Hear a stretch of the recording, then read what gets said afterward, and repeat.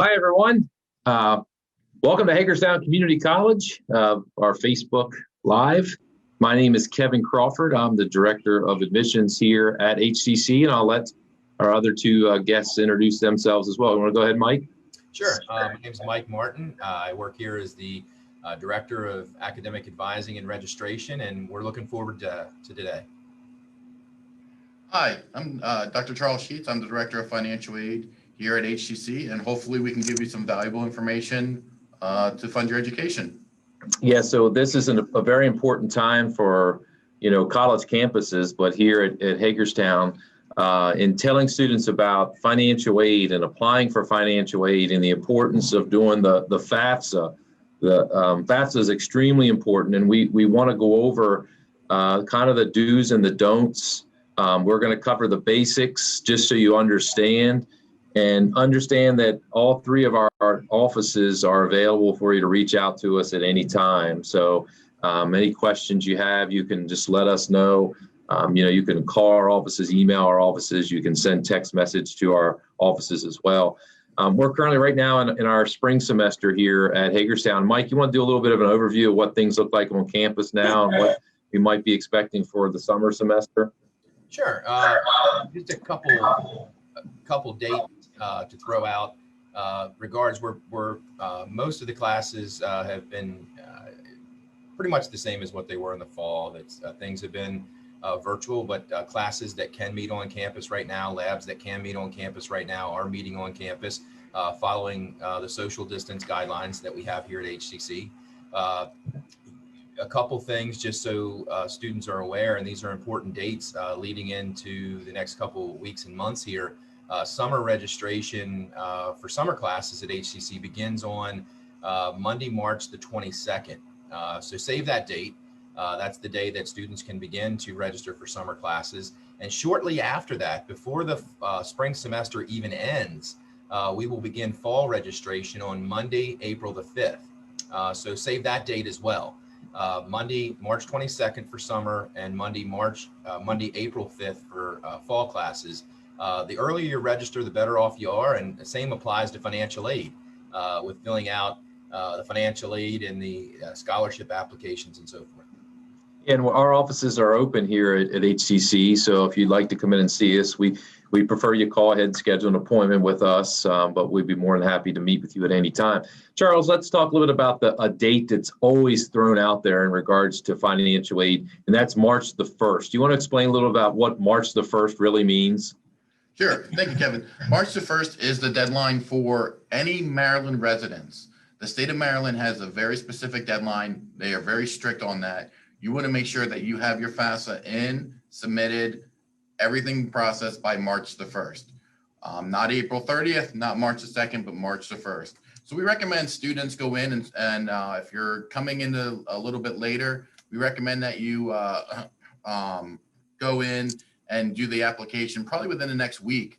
That way you can have some time to get in there, look at it, and still reach that March 1st deadline. Now, keep in mind, it is only for Maryland residents. So if you are not a resident of Maryland, we do recommend that you submit your FAFSA as soon as possible, but you don't have to worry about that March 1st deadline for state aid. It's just for strictly Maryland residents. It's not a bad idea for any student just to think March 1st every year is when I have to have the FAFSA done. And the FAFSA opens up I think it's October the 1st is when you can start doing the FAFSA for the next year. But if you just kind of program in your mind that March 1 is when I should do it, even if I reside in West Virginia or Pennsylvania or Virginia, it'll keep you in that mindset to get the FAFSA completed. And we throw out that term FAFSA a lot, but it stands for Free Application for Federal Student Aid. And just know, just like I in the admissions department would tell students, hey, you have to do the application for admission to apply to Hagerstown Community College. The FAFSA really is, hey, I'm applying for financial aid. So we just want students to understand when you're saying I want to do aid and I want to apply for aid in college, the FAFSA is really what you got to do to make sure you're applying for aid. And there's a lot of misconceptions out there, and we want to make sure we kind of tackle those a little bit. So March the 1st, go ahead, Mike. I was just going to one of the important things make sure that students are aware of is the very first word in that FAFSA. It's called free. If you get on a website that's going to charge you to complete the FAFSA, you're on the wrong website. This is a free application. It just takes time. I always tell students it just takes time to complete the application, but it's a free application. Just make sure that you're on the right website when you are completing the FAFSA. You should never have to pay for it. And we tell our students from the beginning, applying to Hagerstown is free. You go through that FAFSA process. It shouldn't cost you anything. The expense comes in when you register for classes and tuition becomes due. So the process here should be one that it's not something that's you're paying for. So Charles, we're a Maryland resident. We do the FAFSA by March the 1st. What do we become eligible for? What does that really do for me as a Maryland resident? So as a Maryland resident, if you do by March 1st, you are potentially eligible for any of the state scholarships that are offered through Maryland. It could either be the delegate senatorial scholarship, it could be the EAGA, which is our educational opportunity grants, part-time grant that we have here, or one of the newer awards that Maryland has started would be the Maryland Promise. So as long as you have it in by that March 1st, you're going to be in the running for any of those potential scholarships. And we always say that potentially eligible because there are other qualifications for a lot of the awards, whether it be federal or state. But as long as you have it in by that March 1st deadline, you would be looked at as potentially eligible for one of those state scholarships. Yeah, and Charles, in regards to that as well, the one thing that sometimes we hear from students, and Kev, I've heard you say this before, that some students won't fill it out because I'm not eligible. Our family makes too much. I'm not going to fill it out because I'm not going to qualify.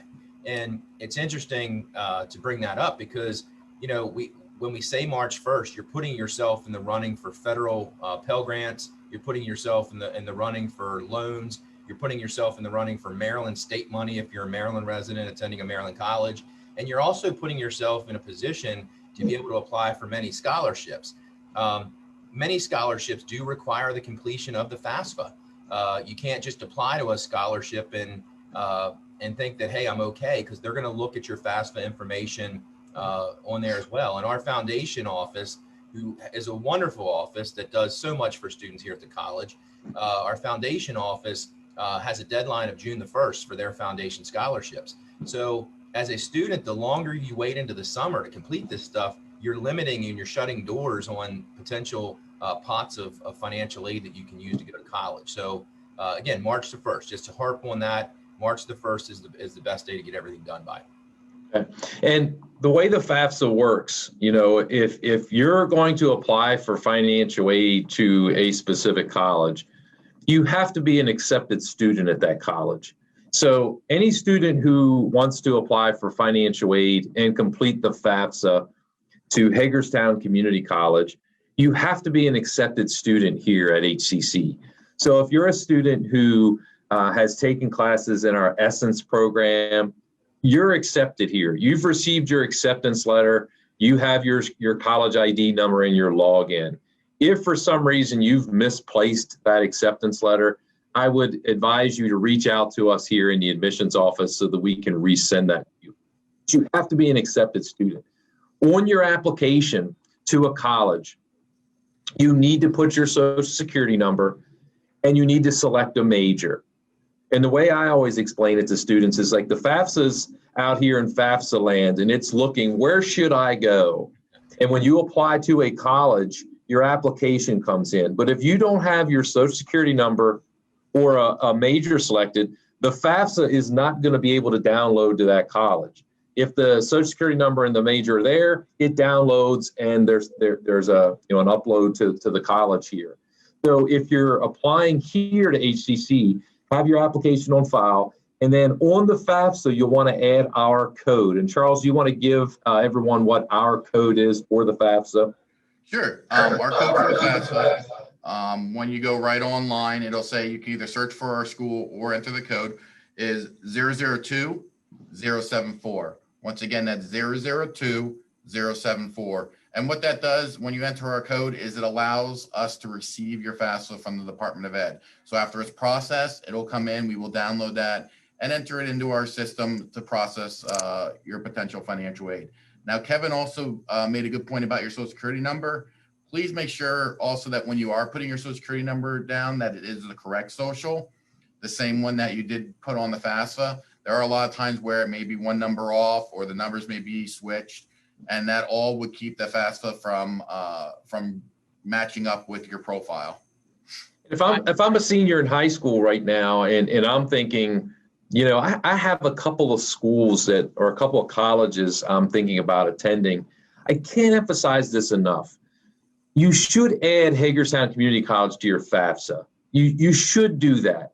I've worked here 15 years now, and my advice is always that, not just because I'm a homer and I work here at HCC and I graduated from HCC and I was a transfer student, but you never know what's going to happen out there. You never know if your plans fall through to attend XYZ university.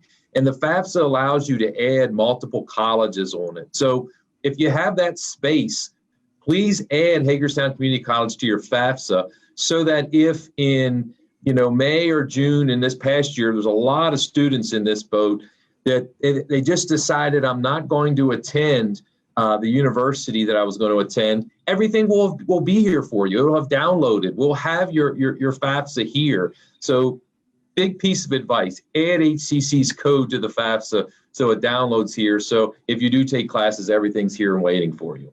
It does to add HCC. You can, like you said, it's a free application. You can add multiple schools. So again, even if you're thinking maybe I'm not going there, it wouldn't hurt to add it just in case from that standpoint. And we've talked that, the problems that can happen with not having financial aid here on campus with the Social Security number potentially being one. That's an issue where the numbers are wrong. I mean, they don't match up. Not having the right school code. Another one is completing the wrong FAFSA. And it might sound like, well, how in the heck can I complete the wrong FAFSA? Right now, there are two different FAFSAs that are out there. There's the 2020, 2021 FAFSA. There's also the 2021, 2022 FAFSA. And in working with students, depending on the semester, we mentioned earlier that summer class registration is coming up. We also know that fall class registration is coming up. Payment for summer classes is due April 15th. So you definitely want to have the right FAFSA on file. And we know that it's going to take, and I'm glad we're getting an image up here. I'm glad that it does take some time to process the FAFSA. So if you look at the chart that's there, the 2020-21 FAFSA covers the following semesters. It's fall of 20, spring of 21, and summer of 21. So those students that are looking to take classes with HCC in the summer of 21 have to make sure that we have the 2021 FAFSA on file. We'll use the 2018 tax info. The 21-22 FAFSA, which is in the second column, covers fall of 21, spring of 22, and summer of 22.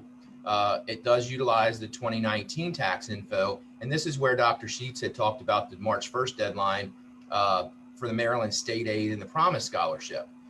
So you definitely want to pay attention to this. It's not bad to have both of these on file, specifically if you're looking at taking summer and fall classes coming up with registration.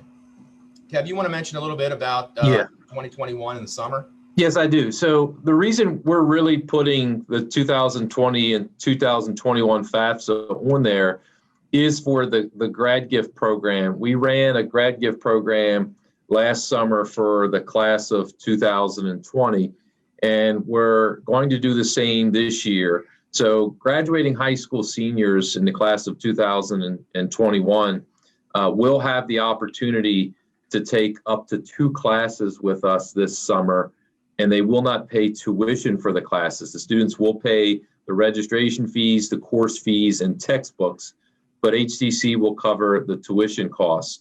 Now, for that to happen, all students need to do the FAFSA. So we're getting ready in the coming weeks to roll out more information on the grad gift. So there's nothing you've missed. There's nowhere you need to go right now to get information. We're in the planning stages, But those of you who are able to view this, and you have a son or daughter who is graduating from high school this year, or you're the student watching this, just know you can take classes with us this summer, up to 2 classes, and not pay tuition. You'll only be responsible for the fees for the class and the textbooks. And that's for students who are from Washington County, and for students who are in our neighboring counties. That's Franklin County, PA, Fulton County, PA, Jefferson, Berkeley, and Morgan County, West Virginia. And those are the students who can take advantage of that, since they're in our general area. So everyone else, if you're not looking to do classes for the summer, this is your time to do the 2021-2022 FAFSA to meet the deadlines for all those things out there, especially that Maryland Promise program, which we'll touch base on here in a little bit. Hey, Kevin, I wanted to point out too, as we're talking about the importance of the FAFSA, and you mentioned having students put our school down, even if there's a chance, they're not sure where they want to go or what they're looking at for the fall. And keep in mind, for those students that already completed the 21-22 FAFSA for the upcoming fall, and you didn't put HCC down, it's very simple to go back into your application and just add our school code. You would just sign in, and it says add a school code, and you would just type in our school code, and then we would still get it. So don't think just because you completed the 21-22 FAFSA already and don't have our school code on there that you can't go in and do it, because the Department of Ed does allow you to go in and update your FAFSA at any time. And another note on what Kevin said about getting the jump start too is, keep in mind, if you submit your FAFSA to us and we can process it, that way, if there's any errors that we need to correct, if we need additional paperwork, verification, we have a jump start on that. And it doesn't hurt to get everything ready to go. So that way, if you do plan to attend, we can get your financial aid. You don't have to worry about the last minute paperwork gathering or any of those processes, because we already have everything done. That was so evident last year, and we see it every year that a family will be all in on Towson, which is a great place for someone to go. But we had students last year who would come in and say, "Hey, I changed my mind, and I want to be eligible for Maryland Promise." I'm like, it's not a possibility for you. So please get that FAFSA in March the 1st. Add Hagerstown to the FAFSA. And a big thing is to check email. We have a lot of our younger students who I don't know if they understand the importance of email, but colleges are going to communicate with students through their college email, and that's extremely important. And Charles, the state of Maryland has something called Mdcaps. If you want to explain that a little bit, because that may be a new term for some families. Sure. Mdcaps is the state of Maryland's website where you would go in and you would complete an account, and then what you'll do is that'll be your internal site to go for anything related to your Maryland state financial aid. It's basically their processing system. It's how they handle their financial aid from start to finish. So you'll get notified of awards, notified of any information that they need. You can update your address, update your demographics with the state of Maryland. And it's very important that you create this account as soon as possible, because once you're eligible for an award, there's a limited time that you have to go in and actually accept that award. Typically, it's around 6 weeks. And if you don't accept that award within that time frame, you would not be eligible for that award. So as soon as you do that, then we would get notification that you're potentially eligible. Also, you want to be able to check in there for any kind of Maryland Promise documents that they may need, or for the other scholarships that are out there. A lot of times they need confirmation of your GPA, confirmation of your graduation status. So all this can be handled through the Mdcaps website. And just to clarify, that is only for Maryland state residents. So if you're not a state of Maryland, you do not have to worry about the Mdcaps website. So for the state, you definitely can put down your personal email, and Mdcaps will send that to your personal email. But keep in mind, when you're dealing with a specific college, they're going to send it through to your college email. So don't be looking in your personal email. Now, I've had a lot of families tell me, and I now give this advice out, that if your son or daughter has an email that gets a lot of junk, you may want to set up a new account that's just given out to colleges. So if you're applying to colleges, use that new account so that the only emails coming into that account are from colleges, and there's not a lot of spam or junk. So just keep that in mind. Make sure you're checking your college email, and state residents who do the FAFSA by March the 1st, your personal email, so that you can link into that Mdcaps link. All right. So check an email, and then after March the 1st, Charles, if a student does the FAFSA after March the 1st, what does that mean for them? What eligibility do they have? So if you do it after March 1st, you're still potentially eligible for what we call the federal Pell Grant, depending on what your expected family contribution is from the Department of Ed. And this number is derived from all the information that they ask for, whether it be your income, how many in college, what grade level, retirement. So the department generates a figure, which is your expected family contribution that we like to refer to as your EFC. And that helps determine how much financial aid you're eligible, whether it be a Pell Grant or a need-based or non-need-based loan. So after March 1st, if you get that in, you'll potentially be eligible for the federal Pell Grant, direct student loans, and we do have some campus-based aid through the Department of Ed as well. So just because you missed that March 1st deadline, don't think that you still can't apply for financial aid. You definitely want to still complete the application. And as we were talking earlier about misconceptions, one of them, of course, is, well, I won't qualify. So why do I have to go through this whole process? We tell students, no matter what their income level is, no matter how many's in the household, to always complete the FAFSA, because even if you want direct loans, whether it be need-based or unneed-based, you still have to complete the FAFSA form. The Department of Ed requires it. And as Kevin and Mike were mentioning about different scholarships on campus, we require it for our foundation scholarships. There's a lot of scholarship organizations out there that will require to know how much it's going to cost you to attend the school, plus any other financial aid that you're eligible for, and they require a FAFSA completion.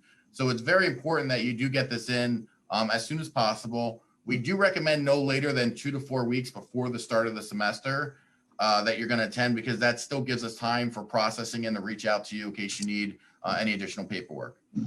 Yeah, we get students a lot of times that'll come in that it's late in the semester, it's approaching the time to start classes, and they'll be like, hey, ready to register, and we'll ask them what their financial plan is, as far as paying for classes, and hey, I just completed the FAFSA.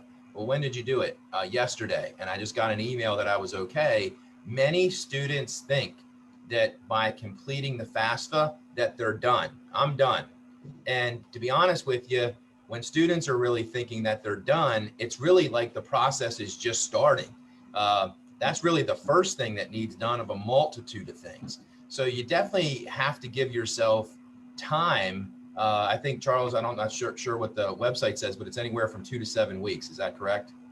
Yeah, depending on the time and the processing. When it gets really heavy towards the start of the semester, whether it be in August or January, it could be, as Mike said, as much as 7 weeks for us to receive it, process it, complete any additional paperwork. We typically receive FAFSAs within 3 to 5 days, but just because we receive it doesn't mean it's complete. There's a lot of other things that we have to do to review it and reach out to you. So that's why, as Kevin said, make sure you're checking your student email. Make sure if you get any physical mail from us that you're opening it and you're keeping it. I always tell students, if you get any mail from whether the school or Department of Ed, always put it in a file, label with school stuff, so that way you have it. And if you don't keep paper files, you can easily scan that in and then put it as a PDF in a computer file. So you want to make sure that you are getting any information from us that's important. And students, it's interesting because students will register for classes. They'll want to have the financial aid to cover their courses. And of course, we can't forget about the important resources that students need for their classes. And students are not able to go to our campus store until they have a file complete date and they sign an award letter. And that can't happen. That's the last step in the process.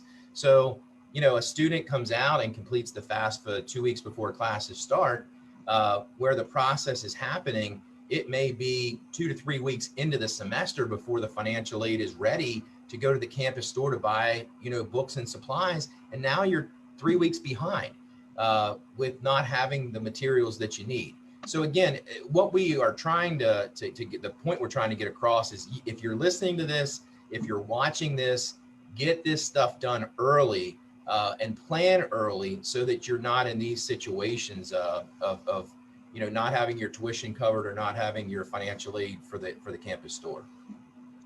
There's a lot of opportunities for students, as you both were alluding to help with their funding here. And I always am really upfront with students when we're talking with them and recruiting them that, if you live here in Washington County and you're a full-time student here at HCC, it's about $4,100 per year to attend.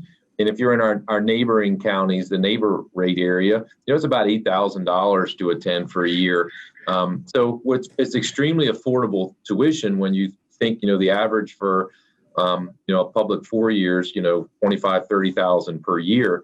But there are plenty of scholarships. Mike had already mentioned that the HCC Foundation has a June the 1st deadline, and they'll start publishing their scholarships on March the 1st here at the college. And then we have a faculty foundation, which has a May the 1st deadline. And those scholarships will be listed on our website under the scholarship link. There is the Pell Grant as well. There's other community-based scholarship. You'll find organizations in the community that have scholarships. I know the Community Foundation of Washington County has a ton of scholarships. All these places are going to require you to do the FAFSA, so that is extremely important. Now, if you do the FAFSA and you become eligible for a Pell Grant, Pell Grants usually, Charles, you can correct me if I'm wrong, Pell Grants usually for our Washington County residents usually cover all the tuition and help with textbook costs. Even if you're in our neighboring rate out of state, your Pell Grant is going to cover a majority of your tuition. Is that correct, Charles? Yes. Yeah. If you're in a state, Maryland, and you're in county or even neighbor rate, and you're qualified for the Pell Grant, you should have a majority of your tuition covered, depending on how many credits you're taking. Yep. So if I'm eligible for that Pell Grant, that's fantastic. Remember, that's a grant. That's money that doesn't have to be paid back. So grants and scholarships are kind of that money that, hey, here it is for your education. Now, if you don't do well in your classes, which we'll talk about here in a little while, then it may be a time that you have to start giving some money back. But if I'm not eligible for a Pell Grant and I'm that middle class family, that's where the state of Maryland has created the Maryland Promise program for. That's that family. And that's why we can't say it enough. Do your FAFSA by March 1st. Put HCC on the FAFSA, because you want to have that opportunity that if you do attend HCC, you're eligible for Maryland Promise. And here's basically what Maryland Promise is. If you have a two-parent household making $150,000 or less per year, or a single-parent household making $100,000 or less per year, you become eligible for Maryland Promise. As long as you've graduated high school with a 2.3 GPA, you're here at the college going for an associate degree or a credit-bearing certificate or non-credit-bearing certificate, you become eligible. And when you are awarded that money, the state will pay for your tuition and fees, and you'll basically be becoming on like a scholarship. And now if you don't make the grade, you'll lose that opportunity. And Maryland Promise is a tremendous opportunity out there for that middle-class family. So we are encouraging, please look into that opportunity. For families that say, hey, we want college to be affordable, the state has basically said, hey, Pell Grant's there for maybe our lower income families. Maryland Promise is there for our middle class families. And we want the community college route to be affordable for everyone. And if you don't qualify for Maryland Promise, maybe the income's higher than that, we have payment plans here at HCC where you can pay off your tuition over 4 to 5 months instead of all at one time. So community colleges really make college affordable for students. It looks like we have a question in on Facebook here. And I think the comment was about looking at community-based scholarships and how they're geared. A lot of them are geared toward recent high school graduates or those that will be high school graduates in the coming months. And we talked a little bit about this earlier, and when we referenced our foundation scholarships here. And I know that the challenge is trying to be persistent and looking for community scholarships that are out there. Even the ones that are geared toward high school graduates, there still may be some out there that non-traditional type students would be eligible for. I would encourage a lot of students that are non-traditional, if they're working, to see if any of their employers can help with tuition costs. And might not be a scholarship, but it's still something that employers could potentially help with the payment. Maryland Promise is allowing students who are adult students to apply for Maryland Promise. Pell Grant is for older students. We have scholarships within our foundation that are geared towards students from all walks of life.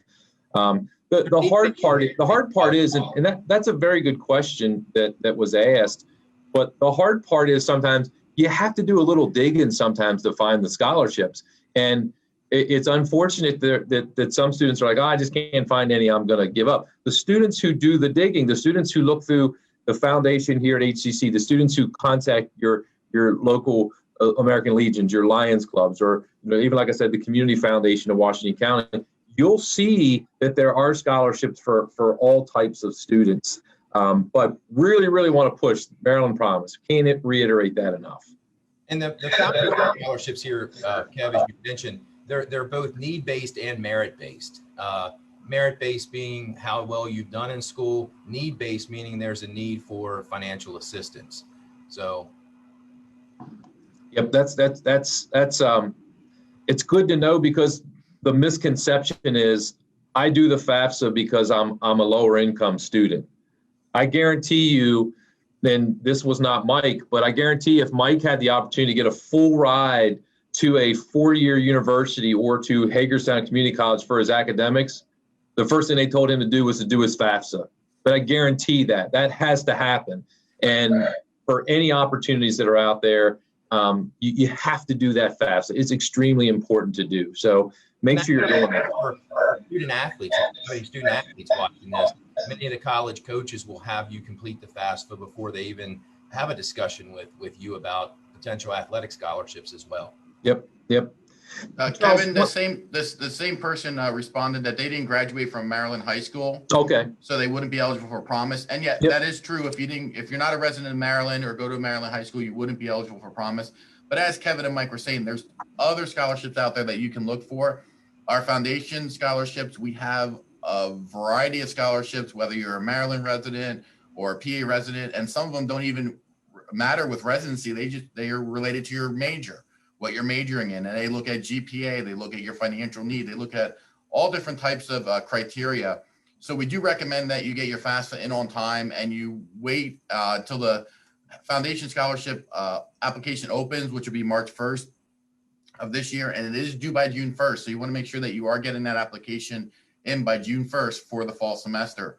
Also, as Kevin was mentioning, you want to look out there for community scholarships. Community scholarships a lot don't have to do with where you graduate from. They're just based upon your major or what you do. And I always tell students that come in and talk to us that you may apply for 10 scholarships and you may only get one. And that scholarship took you about 2 hours to do, and you got $1,000. Well, if you do the math for that, you just made $500 an hour. I currently don't know anywhere to make $500 an hour. So I tell students that, you may only get one scholarship, but you are successful in earning that scholarship. And a little hint that I like to tell students too is, if you look at a lot of the scholarships, the essays that you have to submit to them are usually about your major, what your career paths are, your extracurriculars. So you normally can write one big essay for one scholarship and just tweak it a little bit for another one. So be out there, look for them. Scholarships come available all the time. You just want to make sure that you're getting everything in by the deadline. Kevin, if I could, before I want to make sure that this is out there too, because I know that this question pops up in regards to financial aid, Maryland money, scholarships that are there. A lot of students will come in under the impression that they need a certain number of credits to qualify for certain amounts of funding. I think Dr. Sheets had mentioned that earlier. And I know that, I'll hear a student that'll come in that says, I have to be full-time for financial aid, or I have to be in so many credits for financial aid. While it's advisable that if a student can go full-time, 12, 15 credits, it does keep you on track to graduate in a 2-year period by taking 15 credits. And that's what we like students to do. But in reality, not all students can do that. But just be aware that financial aid is prorated based on the number of credits that you take in your EFC number, the expected family contribution number that's there. If you take 12 credits, you get a certain amount of financial aid. If you take 9 to 11 credits, it's prorated to what's called 3/4 time. If you take 6 to 8 credits, it's prorated to half time or part time. And then students can still qualify for federal Pell money with 1 to 5 credits. Now, students are not eligible for loans, the federal loans, unless they're taking a minimum of 6 credits. So 6 a lot of times is what we like to see students do because they qualify, for many different things with at least 6. It's hard to find a lot of stuff that you qualify for other than Pell if you're maybe less than 6 credits. But when you start to get into state money or foundation scholarship money, a lot of that may require you to be in 12 credits, or it may require, like, state money might be 12 credits, you get a certain amount. If you're part-time, you get a certain amount, and it's all geared on that. And so students just remember that your aid is geared on how many credits you're taking. And very important to pay attention to dates for students that might be here in the spring right now listening to this. Be careful if you ever are in a position to change your schedule, add a class, drop a class. Financial aid is majorly impacted by changes to the schedule, especially in the spring right now. If a student was to drop a class, you're in a position where you wouldn't get any money back for a 15 or 12-week class that you're in, but yet your financial aid's adjusted down. So a student's taking 12 credits, they're paying for 12, and then they drop right now down to 9 credits. Their aid's going to be adjusted to 9, even though they still have to pay for 12. So any student that makes any kind of change to their schedule, I think it's very important to hear, you need to talk to the financial aid office and verify that any change that you make is not going to impact you in a negative way. And Mike, on top of that, we want to make sure too that we stress that financial aid, especially federal aid, is paid on classes that are in your program. We do have some students that sometimes they're taking 12 credits, but only 9 of those credits will count for the program. We do try to reach out to those students well in advance of the semester so that you can work with advising and registration to get in the right classes. But just keep in mind when you are registering, when you are talking to the advisor, that you keep the importance of make sure your classes are in your program. Sometimes there's just no other way. You just need to take these classes, whether you plan to transfer out or it's the only class left. And then I recommend come and talk to us at the Student Financial Aid Office so we can look at how many credits you're taking, what kind of aid you're going to be eligible for based upon your current enrollment. Charles, I've heard you say before, I've heard you say a number of times that students have to earn their aid. And they have to earn their aid by attending class. So you can't get financial aid just by starting the semester, being eligible for aid, and then not doing any work in the classes. You have to earn it. You got to get in, you got to do work in your courses and so forth. I know Kevin mentioned earlier about satisfactory academic progress, or SAP, and students will ask all the time, if I drop a class, if I don't do well in a class, will I lose my aid? And basically, students have 2 main numbers that they have to follow each and every semester to remain satisfactory with financial aid. These 2 numbers are very important, and you can write them down if you want, is to maintain a 2.0 cumulative grade point average here at HCC and a 67% completion rate. The completion rate deals with the number of credits that you've attempted and the number of credits that you've completed. And that's where, certainly W's in financial aid terms, W's and F's basically count the same way because they're attempted and not completed. Mike, what's a W? Withdrawal Gotcha. W. Yes. Thank you. So, basically with financial aid, you always want to make sure you're doing the right things. If you do the right things and you take your classes and you're actively enrolled, you'll stay satisfactory and you'll keep receiving aid if you're eligible for it. And I know a lot of times in working in the past and being on appeal committee and stuff, that students will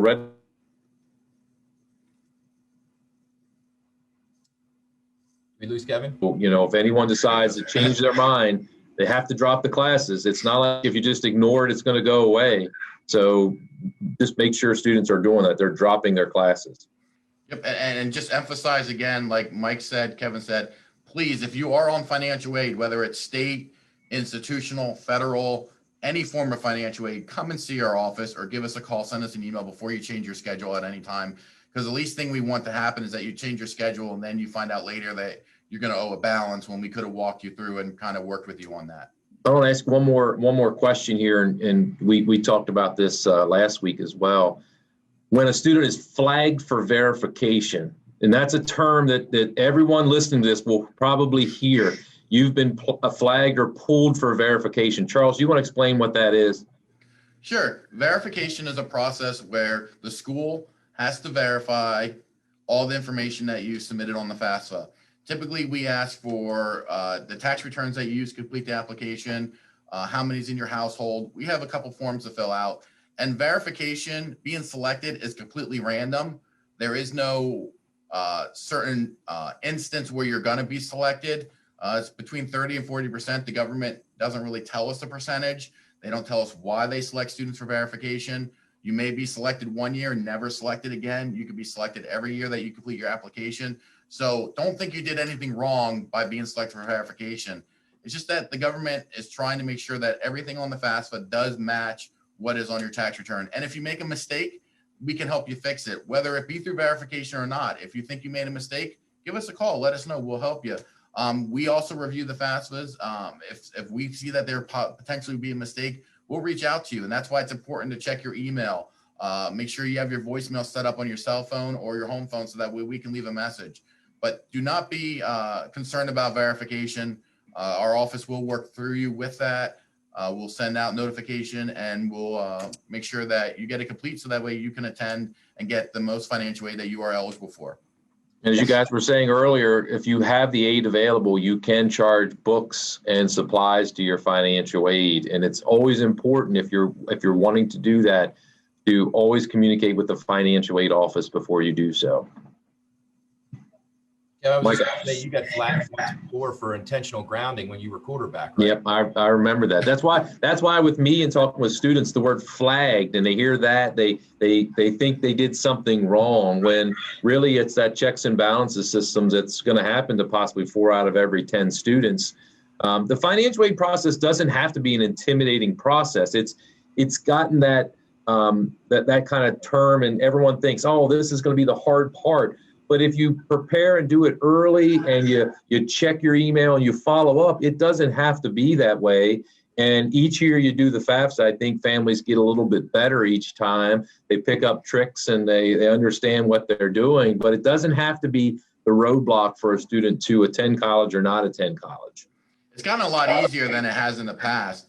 I remember back when I started as a student, we were doing paper applications and we had to bring in our tax return, fill it all out by paper, make sure the numbers match, sign it, and mail it away. And it would take 4 to 8 weeks just for our results to come back. Now, we can, if everything is a renewal, for instance, a renewal FAFSA, you bring your taxes, we can get it done with you if it's simple, straightforward, within 10, 15 minutes.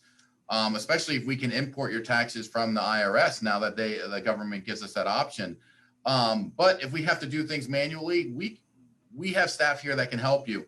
If you're having trouble at home or you have any questions, feel free to give us a call, send us an email. We can set you up one-on-one with a member of the Student Financial Aid Office staff to do your FAFSA, whether we do it virtually through Zoom or we schedule a one-on-one in person where you sit down with that staff member in their office and just complete it step by step. So as Kevin said, don't be intimidated by that form. We are here to help you.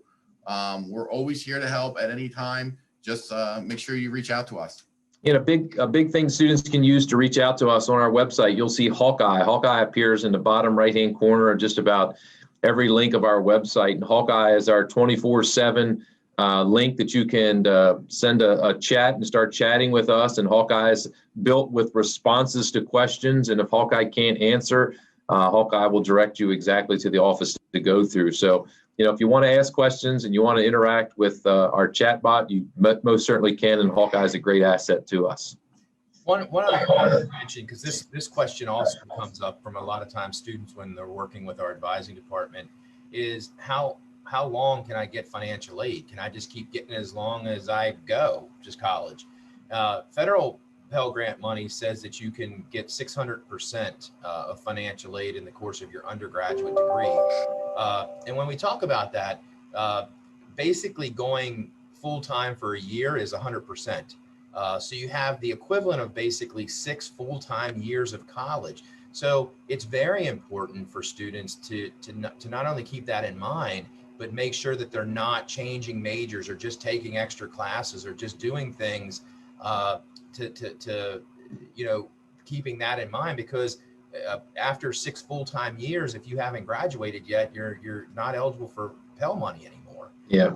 And one thing I wanted to make sure I mentioned, especially for students that are taking classes this year that are thinking about summer classes, if you were a full-time student in the fall and you were a full-time student in the spring, you can still get aid in the summer on the same 2021 FAFSA, but you got to be in a minimum of 6 credits to qualify for Pell money if you decide to do that in the summer.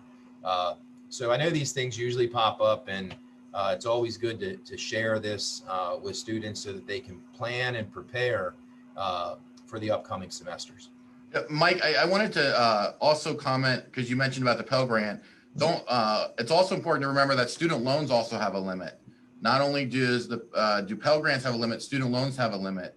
And depending on if you're a dependent student or independent student, based upon your FAFSA information, loans have a yearly limit, depending on what year you're in, whether you're a freshman, sophomore, junior, or senior. And they also have an overall, which we call an aggregate limit, which means you can only borrow so much money during the course of your undergraduate career. For a dependent student, your undergraduate limit is around $31,000, and that's for until you reach your bachelor's degree. So if you come to HCC and you borrow a significant portion, as Mike said, because you're changing your major, you're not sure what you want to do, and then you transfer on to another school, you may be limited with how much aid you can borrow. And then as an independent student, if you're looking to come back to school to maybe change your career and you got an undergraduate degree, you may still be eligible for loans, because an independent student would be eligible for 57.5 for undergraduate coursework. So just keep that in mind as you're moving on throughout your educational journey. We can assist you with that too. We can, if you schedule an appointment, we can show you how to look up your loans, determine your loan limits, all of that information we can help you with. And students can make that determination with loans. I mean, Kevin mentioned earlier when he was saying about how affordable HCC was. For an in-county student that's a 0 EFC, it would be common to see about a $1,400 refund that could be used in the campus store. And again, those students can make their own determinations if they want to do loans, but I always encourage students to only borrow if they need it, exactly. Not necessarily if they want it. It's there for you. That loan money is there to help you get through college if you need to use it. But it's also money that you got to pay back eventually. And for students that aren't aware, there is a grace period when you stop taking classes. If you stop, once you stop taking classes at a given college, you have a little grace period, and then you got to start paying those loans back. So it's very critical to be smart with financial aid and with scholarships. And again, Kev, to your point, we were talking about Maryland Promise again. And again, if you're eligible for it, where you wouldn't have to necessarily take loans if you qualify for Maryland Promise, let Maryland Promise kick in as the last dollar, as opposed to going the loan route that you got to pay back. So great opportunities for students if you get on this early enough. And you can find out about Maryland Promise by going to our website and just typing the word promise in the search the site. It'll come up and tell you all about the Maryland Promise program. Definitely. And we can, as Mike was saying, with the loans, with the Pell Grant, I just want to emphasize any questions, any concerns. Do I need to borrow this? Don't I need to borrow this? How do I plan out my whole college career? Any one of our offices can get you in touch with the right person. We're all able to help you with basic questions. If you have more in-depth questions, you can reach out to the Student Financial Aid Office, which we can guide you where you need to go. Very good. I think over 45 minutes here talking financial aid. Hopefully nobody feels like they just ate a bunch of ice cream or a big snow cone and that brain freeze is kind of setting in. But this is helpful. This is stuff that we get a lot of questions on the financial aid process, and we're happy to be able to put this together so that no matter when you're viewing this, hopefully it's answering some of the questions that you have. But please reach out to any of our offices at any time if you have questions.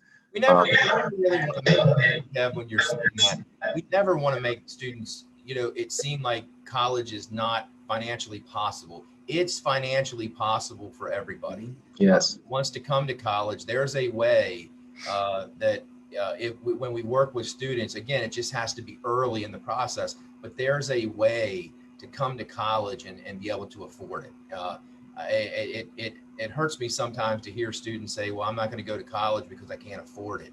And Kevin, just to, I've heard you say this over and over, that it costs more money to not go to college than it does to go to college in the long run. Yes. With what you can earn with a college degree, it's going to cost you more not to go to college than to go to college. Someone who has a bachelor's degree makes over $1 million more in their working career than someone who just has a high school diploma or doesn't have a trade. And, you pay the price for not going to college or getting the trade or military, or you need something beyond that high school diploma. Just you need that to help you open some doors out there. We're here to help you with that college piece, and we're always honored to have those in our local area consider HCC, and we love to see each of you on campus. So I want to thank you all for joining us. I want to thank Ryan Edwards and Brittany Himber behind the scenes for running everything for us, and Mike and Charles. It's been a lot of fun, and hopefully we'll do this again very soon. Yes. Take care, everyone. Thanks. All right. Thank you all for joining us. We'll see you next time. Bye-bye. See you.